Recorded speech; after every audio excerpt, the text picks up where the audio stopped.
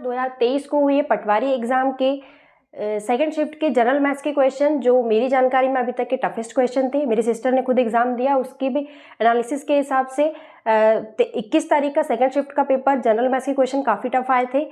उसमें से कुछ मेमोरी बेस्ड क्वेश्चंस मैं आज सॉल्व कराऊंगी। शुरू करते हैं पहले क्वेश्चन से। इसको सिंप्लीफाई करना था, इसको सॉल्व करते हैं। इसको हम लिख सकते हैं 29/99, फिर डिवाइड है। यहाँ पर एक रिपीट हो रहा है, दूसरा रिपीट नहीं हो रहा है। यहाँ पर दोनों रिपीट हो रहे थे तो इसको सिंपली ऐसा लिख दिया। जहाँ पर एक रिपीट हो रहा है, सारे नंबर डेसिमल के बाद सारे नंबर रिपीट नहीं होते हैं, उसको इस तरीके से लिखते हैं कि पहले पूरा नंबर लिख लिया 32, फिर माइनस जो नंबर रिपीट नहीं हो रहा है वो उसको माइनस कर देते हैं, अपॉन जितने नंबर रिपीट हो रहे हैं उतनी बार 9, एक नंबर रिपीट हो रहा है एक बार 9, और जितने नंबर रिपीट नहीं हो रहे हैं उतने बार 0, तो 3 रिपीट नहीं हो रहा है और ये एक नंबर है तो यहाँ पर 0। आगे इंटू 6.6 अपॉन, यहाँ पर भी ये प्योर रिकरिंग डेसिमल है तो ये 95/99 हो जाएगा। डिवाइड 1 पॉइंट है तो एक सही लिखेंगे। ऊपर 5 माइनस ये नंबर रिपीट नहीं हो रहा है, -0 हो जाएगा जैसे इसमें हुआ था, अपॉन एक नंबर रिपीट हो रहा है तो 9 और एक नंबर रिपीट नहीं हो रहा है तो 0 एक बार। इंटू है, इसी में इंटू है,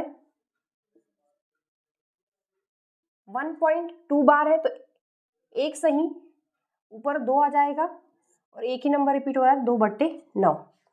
इसको सॉल्व करेंगे, ये 32 माइनस 3 ये 29 हो जाएगा और ये डिवाइड का साइन है, इसको हम इंटू करके 90/29 लिख सकते हैं इस नंबर को, तो ये कैंसिल हो जाएगा और यहाँ पर क्या बच जाएगा, इसमें पूरा 90/99 बच जाएगा। नीचे वाले को करते हैं उसी तरह, ये 95/99 है और ये एक सही 5/90 है। एक सही 5/90 को 90 एकम 90 और 95/90 लिख सकते हैं इसको, 95/90। और वहीं पर ये डिवाइड का साइन है तो क्या हम इसको ऐसा लिख सकते हैं, इसको हम मल्टीप्लाई कर दें और इसको हम ऑपोजिट कर दें, तो 95 से 95 कैंसिल हो जाएगा और इसकी वैल्यू आ जाएगी 90/99। इसको भी सरल भिन्न में बदल देते हैं, 9 एकम 9 और 2 11, 11/9। अभी सारी अलग अलग टर्म्स जो सिंप्लीफाई किए उसको एक साथ लिखते हैं इधर। ये हो जाएगा 90/99 गुणा 6.6 है तो इसको मैं ऐसा लिख लेती हूँ, अपॉन ये था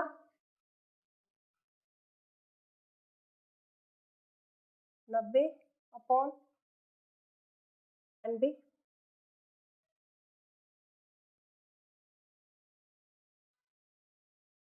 इंटू 90। ये से ये कैंसिल हो जाएगा, बचेगा ये, इसको सॉल्व कर लेंगे, 11 और ये 9/10 ऐसा हो जाएगा। ये 6 बार कैंसिल हो जाएगा और ये हो गया 6 9 54/10, तो इसका आंसर क्या हो जाएगा 5.4। नेक्स्ट क्वेश्चन है, वह अधिकतम संख्या जिससे 63, 75 और 93 को भाग देने पर प्रत्येक स्थिति में 3 शेष बचे क्या है। हर कंडीशन में 3 शेष बच रहा है इन नंबर्स को डिवाइड करने पर, तो हम क्या करेंगे 63 तीनों नंबर से 3 3 माइनस कर लेंगे,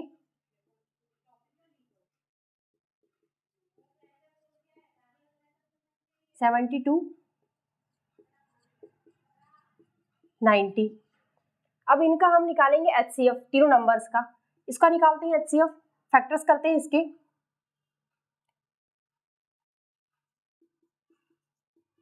2 पंचे 10 और ये इस टाइप से हो जाएगा, ये है 9 8 72 9 8 72 और ये है 10 9 90, तो 3 3 9 और 2 5 10, ये हो जाएगा। यहाँ से HCF कॉमन फैक्टर निकाल लेते हैं, तीनों में कॉमन है, उसके बाद क्या कॉमन है और 3 है कॉमन,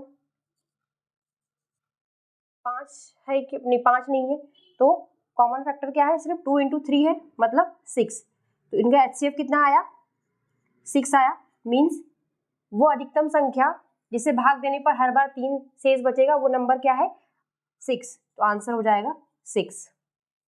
नेक्स्ट क्वेश्चन है, कोई कार्य x व्यक्तियों द्वारा 50 दिन में पूरा किया जा सकता है। 5 व्यक्तियों की अनुपस्थिति के कारण यह कार्य 55 दिन में पूरा हुआ, x का मान है। तो इसमें MDH वाला फॉर्मूला लग जाएगा, टाइम एंड वर्क का। वर्क नहीं दिया है तो हम MDH, और क्योंकि यहाँ पर घंटे भी नहीं दिए हैं तो सिर्फ MD। M1 D1 is equal to M2 D2 होगा। x व्यक्ति थे पहले, M x था, D1 50 दिन में काम हो रहा था पहले, 5 व्यक्ति अनुपस्थित है, मीन्स अब कितने व्यक्ति हैं, x - 5। काम कितने दिनों में हो रहा है, 55 दिन में पूरा हो रहा है। अब तो x की वैल्यू निकालना है, x की वैल्यू निकालेंगे, पहले ये 5 कैंसिल कर लेते हैं इसको, तो ये हो गया 10x, 11 का मल्टीप्लाई अंदर करेंगे, 11x, 11 5 55, 10x को इस तरफ लेके आते हैं, 55 इस तरफ लेके आते हैं, 55, 11x में से 10x गए, 1x, तो x की वैल्यू आ गई 55। यही आंसर है।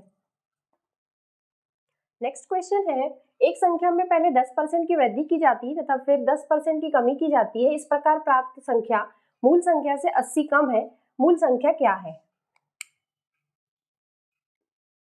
एक संख्या माना कि x है, उसमें 10% की वृद्धि की,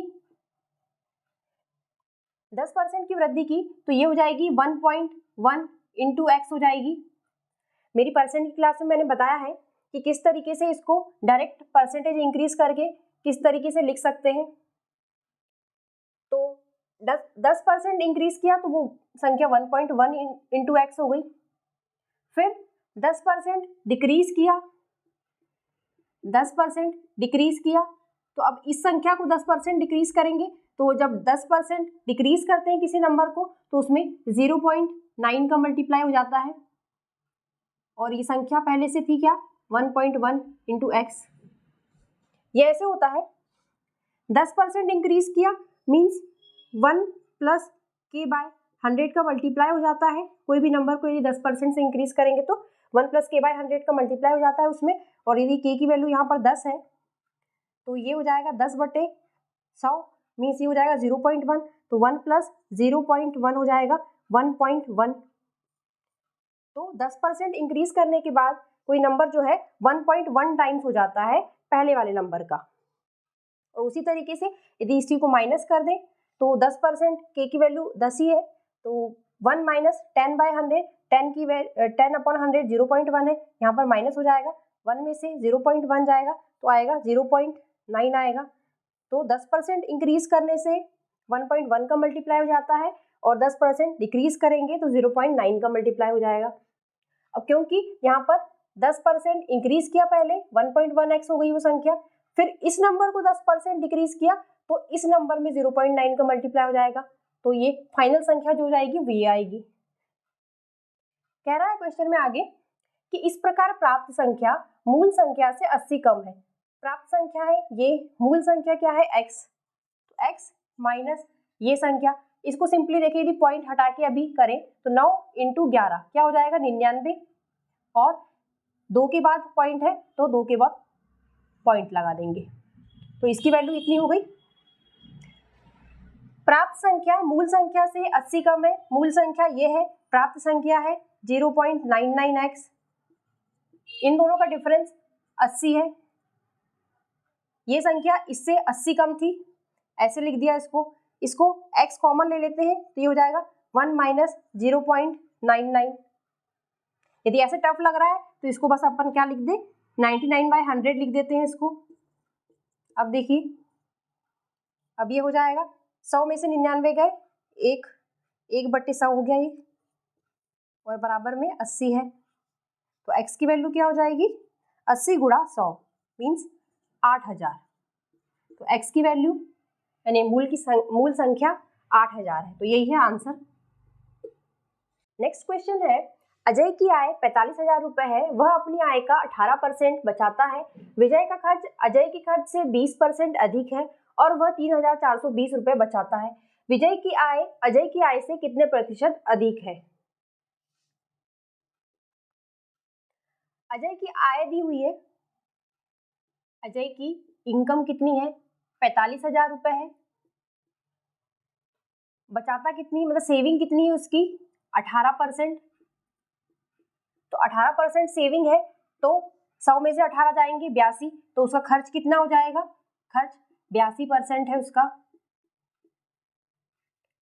आगे लिखा है, विजय का खर्च अजय के खर्च से 20% अधिक है। अजय का खर्च इतना है, विजय का खर्च कह रहा है, विजय का खर्च अजय के खर्च से 20% अधिक है।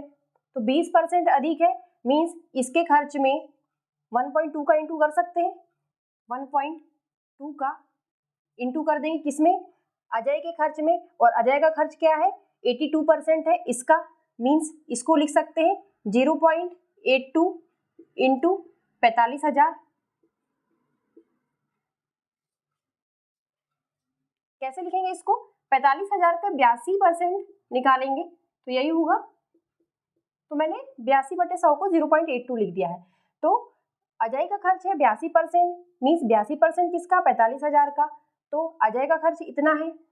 विजय का खर्च अजय के खर्च से 20% अधिक है, तो 1.2 का मल्टीप्लाई हो जाएगा उसमें, तो ये विजय का खर्च आ गया। इसको सॉल्व कर लेते हैं तो विजय का खर्च निकल आएगा,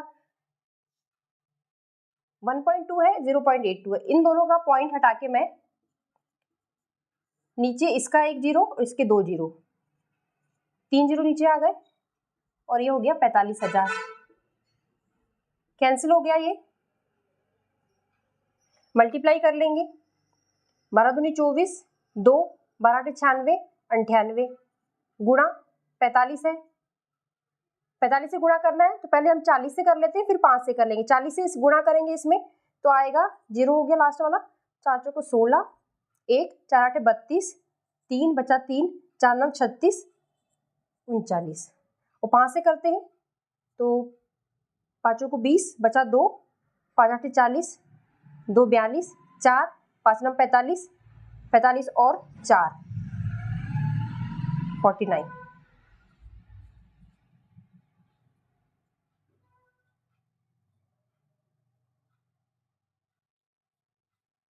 तो ये क्या आ गया, ये विजय का खर्च आ गया। विजय का खर्च इतने रुपए है। आगे लिखा है कि विजय का खर्च अजय के खर्च से 20% अधिक है, वो निकाल के हमने कैलकुलेशन कर लिया। तो हमारा क्या है, विजय का खर्च निकल आया, वह 3,420 रुपए बचाता है। खर्च इतना है विजय का, उसकी सेविंग 3,420 है, टोटल सैलरी निकल के आ जाएगी। खर्च इतना हो गया, इसमें 3,420 जोड़ दें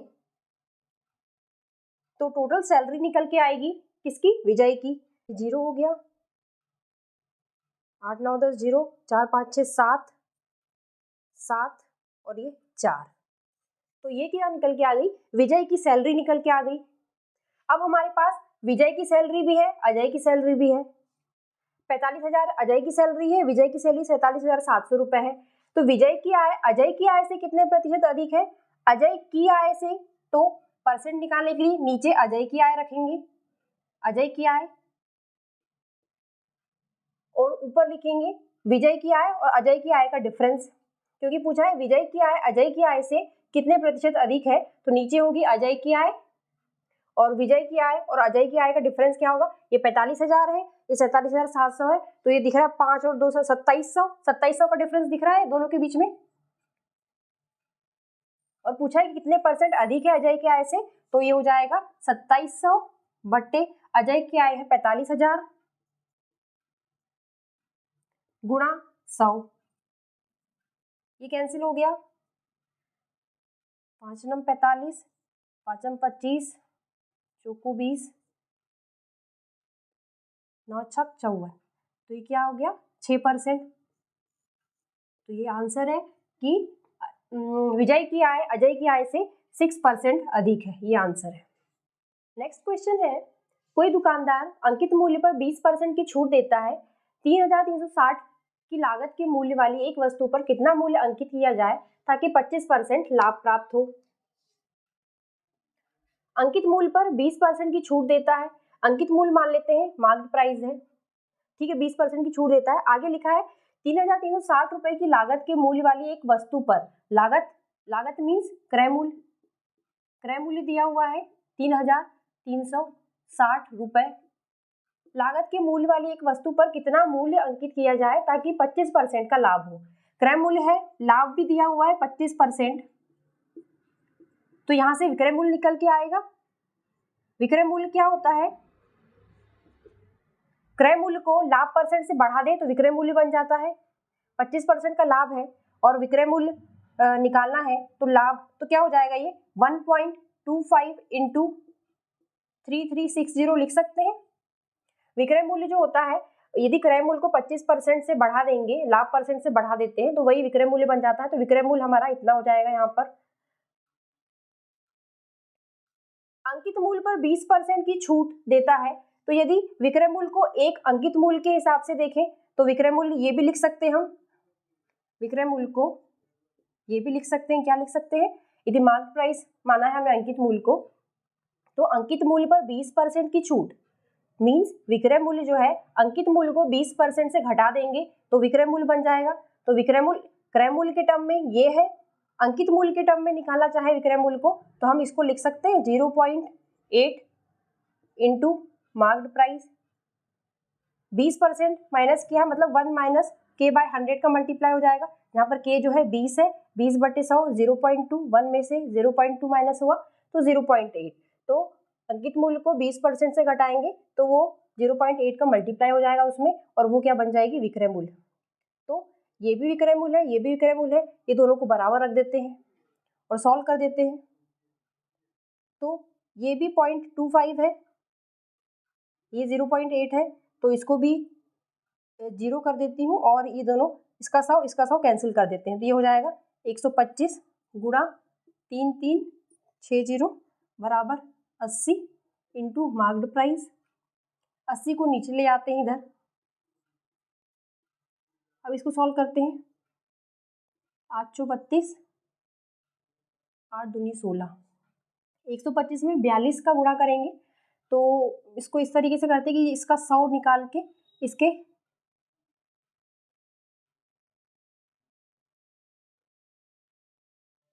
42 से गुणा कर देते हैं। तो ये हो जाएगा 42,000, इसका 100 निकाल के 42 से गुणा कर दिए 42,000, और इसका जो 25 है उसको अब 42 से गुणा कर देंगे तो 25 दूनी 50 और 25 चौके 100, 100 और 5 105।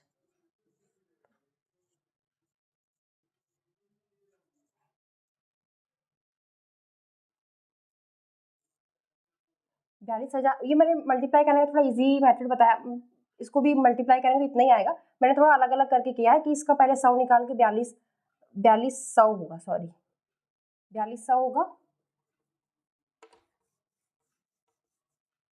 4200 होगा और 25 दूनी 50, 5 बचा, 25 चौके 100 और 105।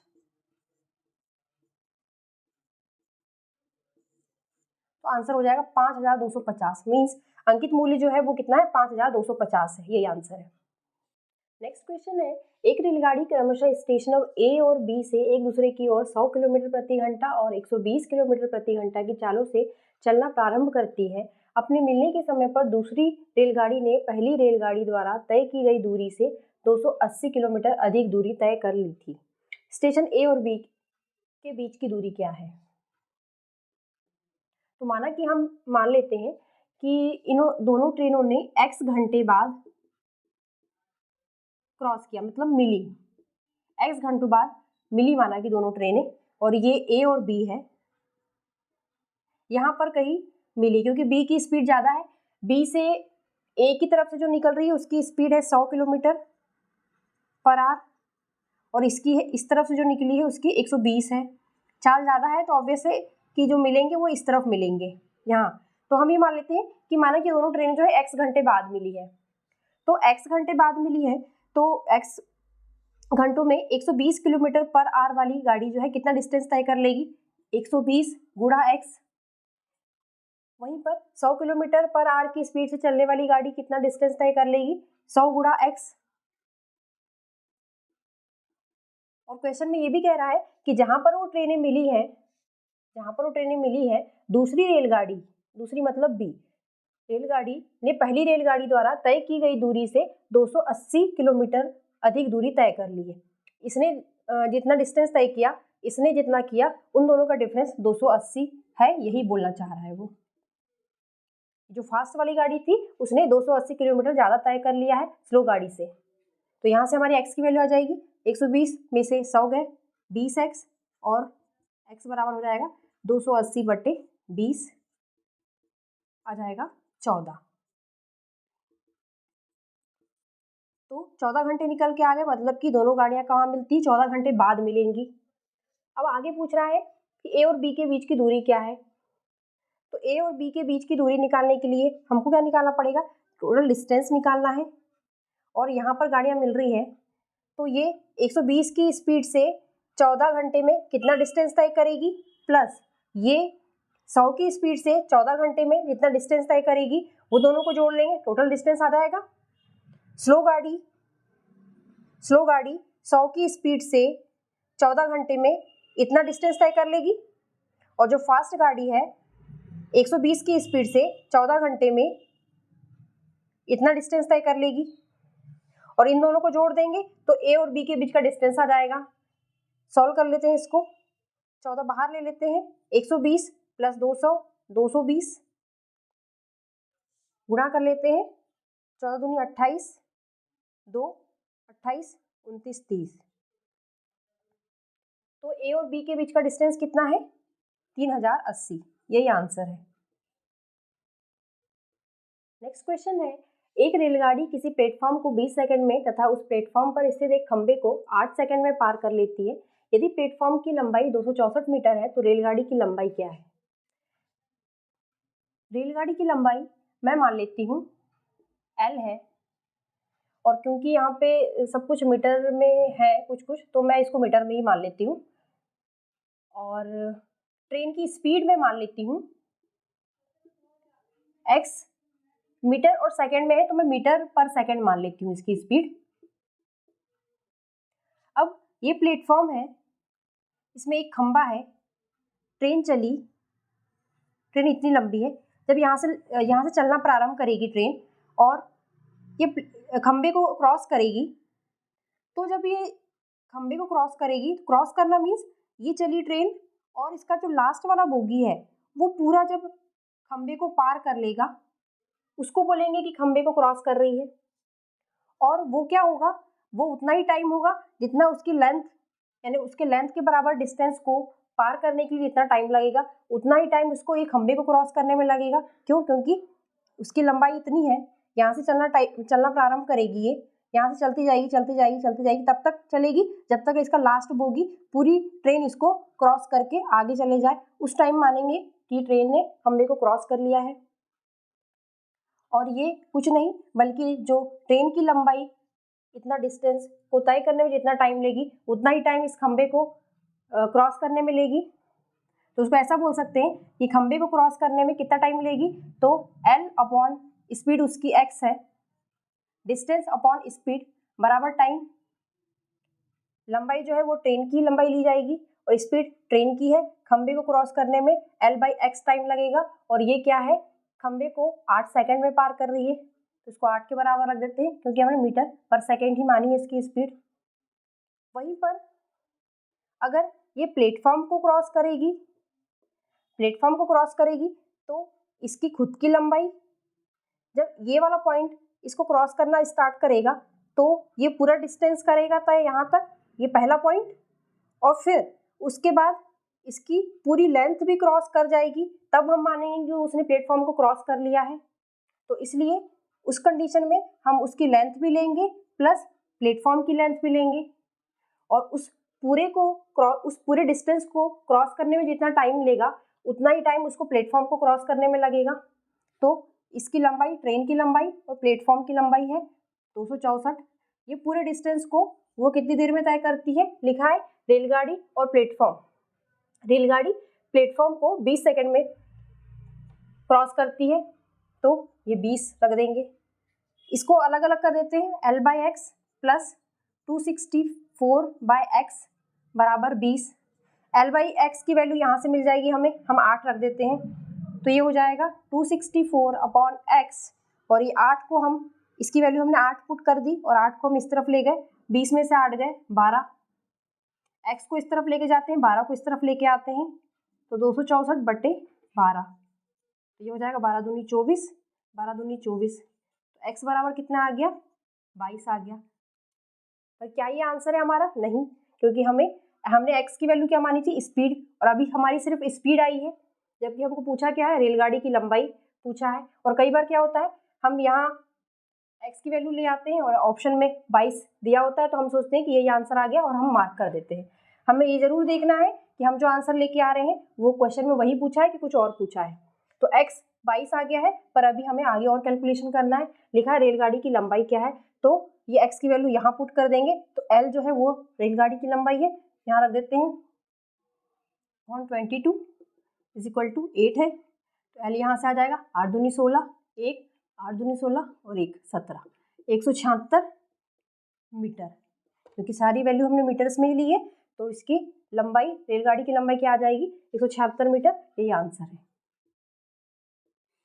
क्वेश्चन है 3528 विद्यार्थियों के स्कूल में लड़के और लड़कियों की संख्याओं का अनुपात 5:4 है। इस स्कूल में कितनी लड़कियां और भर्ती की जाए कि यह अनुपात 1:1 हो जाए। टोटल संख्या दी है विद्यार्थियों की, लड़के और लड़कियों का अनुपात दिया हुआ है, तो इसको 5x + 4x = 3528 लिख सकते हैं। तो यहाँ से x की वैल्यू आ जाएगी 5 4 9 और 3 5 2 8/9 हो जाएगा, 9 3 27, 27 3 5 8 बचे, 9 9 81 और 1 बचा 9 दूनी 18, तो x की वैल्यू 3 9 2 आ गई। तो यहाँ से लड़के और लड़कियों की संख्या आ जाएगी, लड़के कितने हैं, 5x मीन्स 5 ×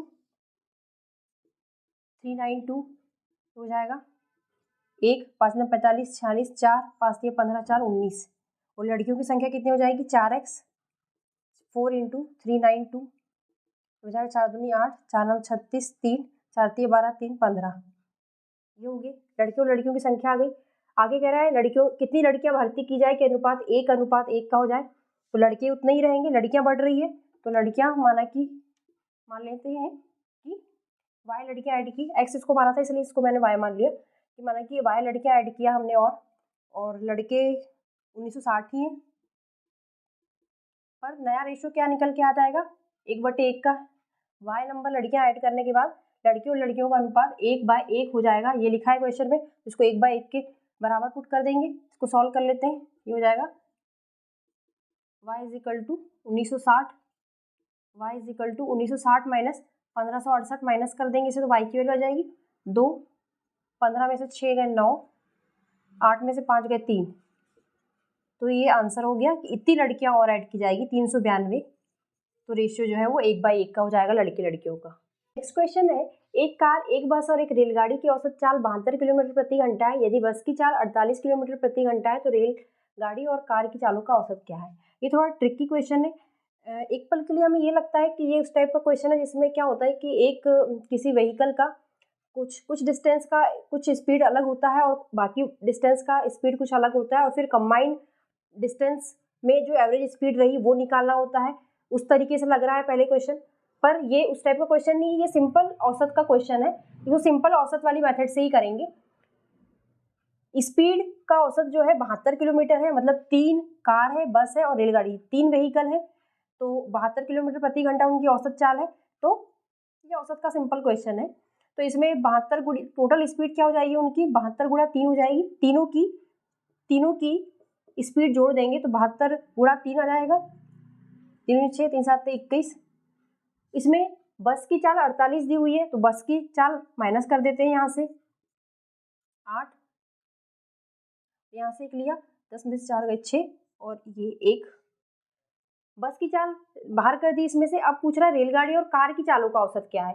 तो बस की चाल हमने बाहर कर दी है, तो ये रेलगाड़ी और कार की चाल का एडिशन है ये। तो इसका औसत निकालने के लिए इसमें 2 से डिवाइड कर देंगे, तो हो जाएगा 2 8 16, 2 4 8, तो 84 किलोमीटर प्रति आवर ये आ गई अपनी रेलगाड़ी और कार की चाल का औसत। तो यही आंसर है।